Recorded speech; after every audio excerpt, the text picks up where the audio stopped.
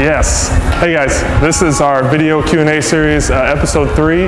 So last week I went over and talked with Corey at Summit Rehab and Wellness Center about ACL injury prevention. Why is it so prevalent for female athletes and what do we do to prevent it? So this week I wanted to do a part 2 on that because I got a lot of feedback and some of it was, well, what do you guys actually do to prevent ACL injuries?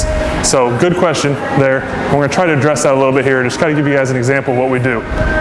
One of the things that we like to do a lot of is single leg exercises, and the big reason for that obviously is that athletes spend most of their time in sports on single leg, so one leg or the other. Running, jumping, cutting, kicking, all those things typically are on one leg and then transfer to the other. So we do a lot of single leg stuff.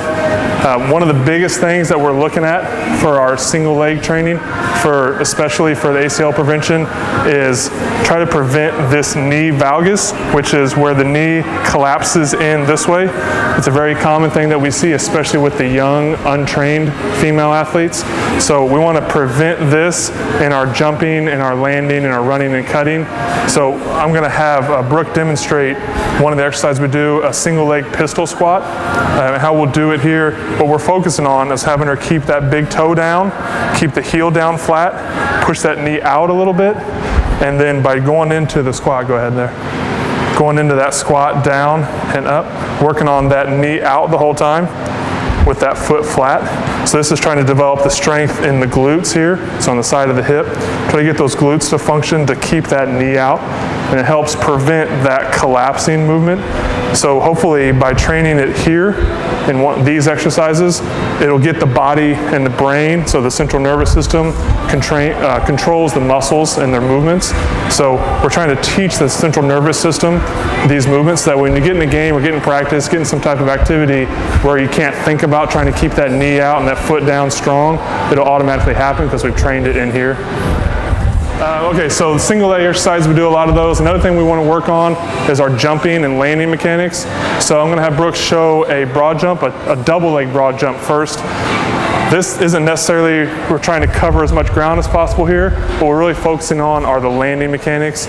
So we wanted to get her to jump out, land in what we call our safe or strong, stable landing position, which is a half squat with the knees out kind of position. So how do we do that? So a broad jump here with 2 legs. Go ahead, jump and land it.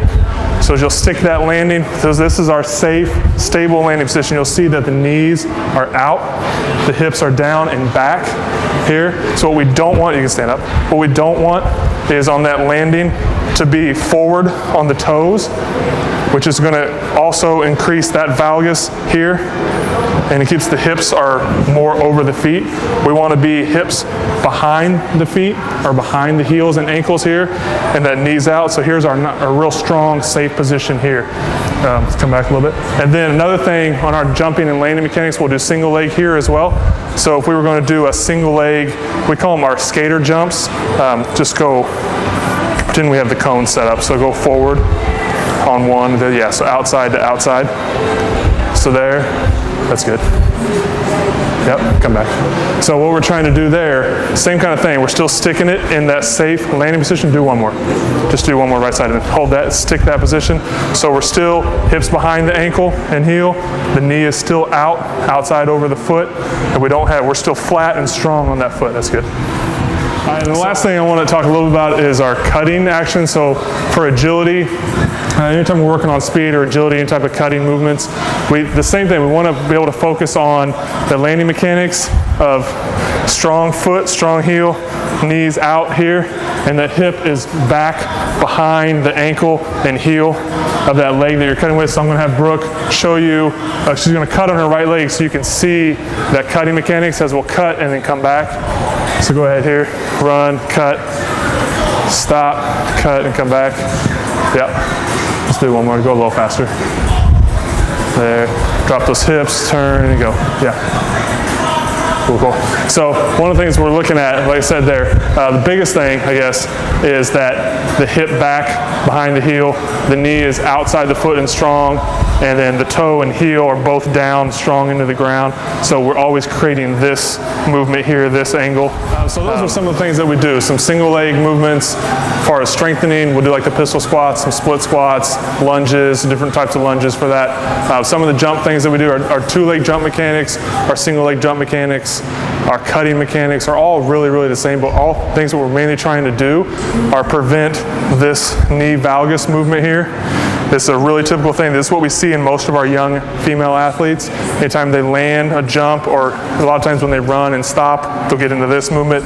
So as much as we can, try to train. We're working on a lot of the glutes here to try and get those knees out in that position, and then like everything that we did, that Brooke showed you with some of those cutting movements, is we're trying to get those hips back out behind the heel when we do that. So that's our part 2 of our ACL injury prevention series for this that we want to do this week's video, episode 3.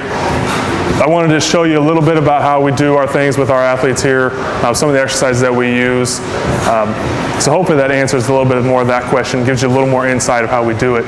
I'd like to give a thanks still to Corey and John over at Summit Rehab for their help with this. Thanks to Brooke for being our demonstration today. I know she really enjoyed that. She'll love to see herself on Facebook. And for next week, we'll come back with our next Q&A. Send us your questions, info@livestrength.com, tweet us at CompStrength, or comment, hit us up on Facebook, Complete Strength Gym, and we'll be back next week with our next episode.